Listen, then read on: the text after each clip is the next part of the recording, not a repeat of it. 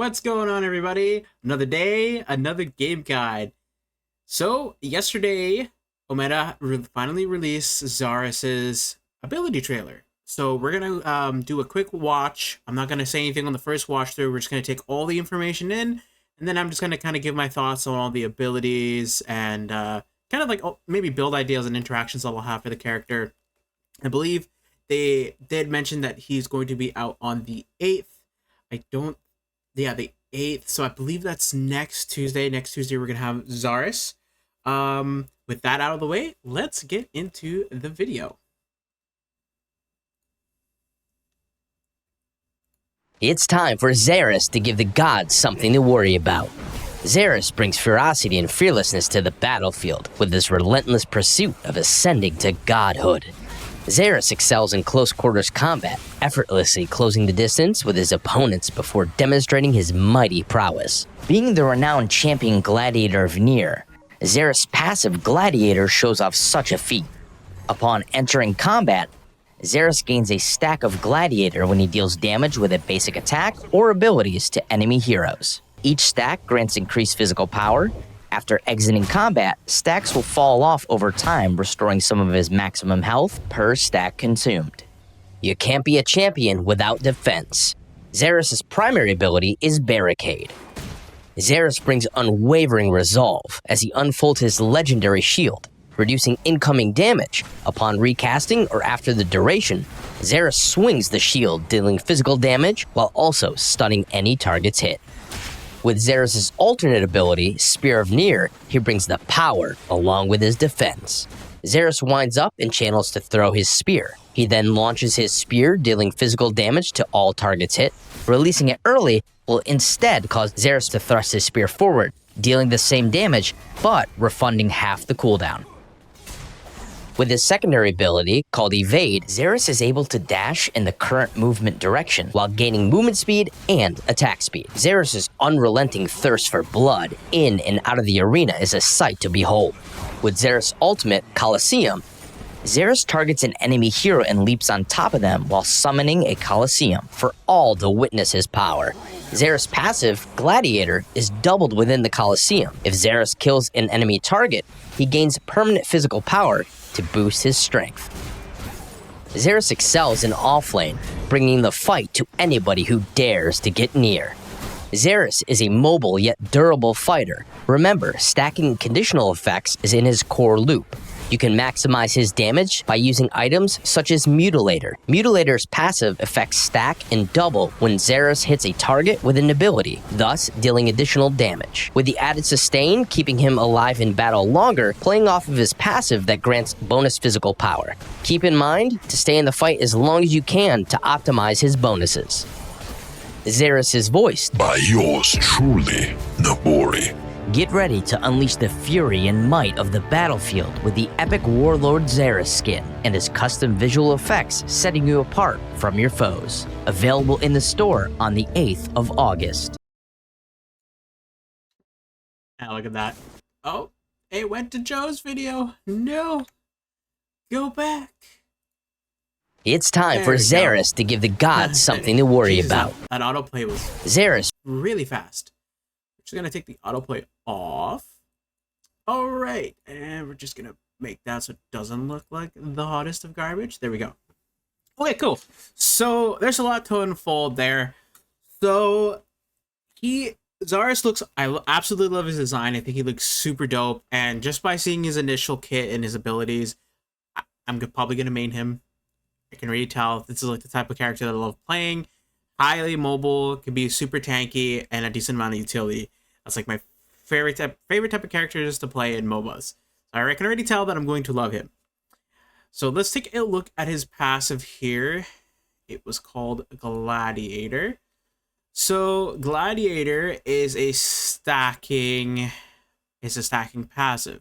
I believe it's 3 stacks max when you're not ulting, and then when you ult, it went up to 6 stacks, basically just doubling it. The stacks, if I remember correctly, are going to be giving you additional physical power, I believe it was, and I think just damage with a basic attack or abilities to enemy heroes. Each stack grants increased physical power.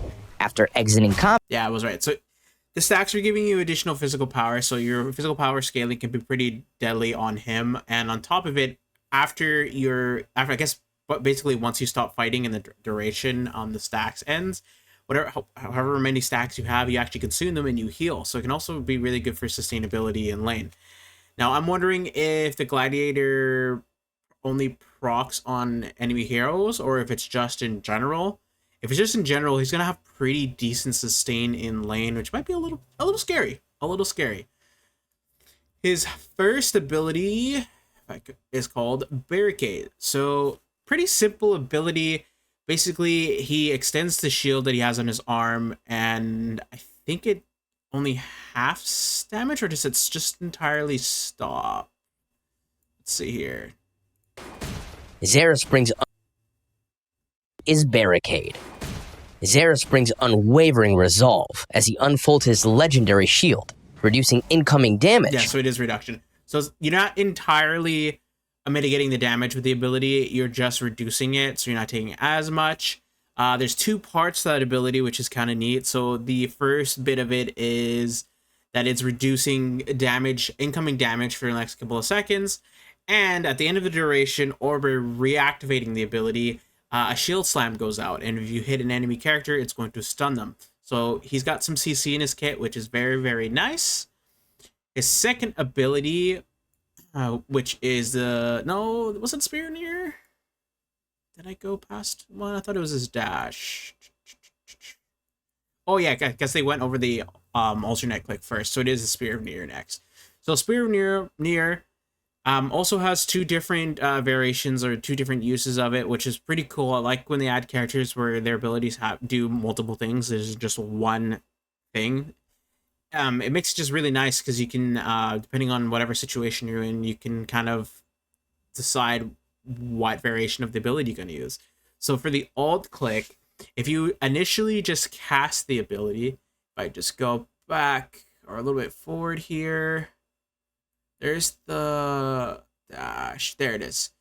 So basically, if you hold the ability for a couple of seconds, he will hold the spear up, as you can see here, and then he tosses it, basically making his it a spear. ranged attack. He then launches his spear, dealing physical damage to all targets hit, Just releasing launches it early. forward. And then the second version of it is if you release it early, basically just automatically cast the ability right away. He's just going to lunge forward. Will instead cause And just do his damage. And it also refunds half the mana, which is super, super nice. This is going to be very good for poking out in lane. You're probably going to, I'm assuming in terms of your build order for your abilities, you're most likely, I don't know what the damage numbers are yet, but you're most likely going to be maxing his alternate click first, as it's probably going to be your primary source of DPS output.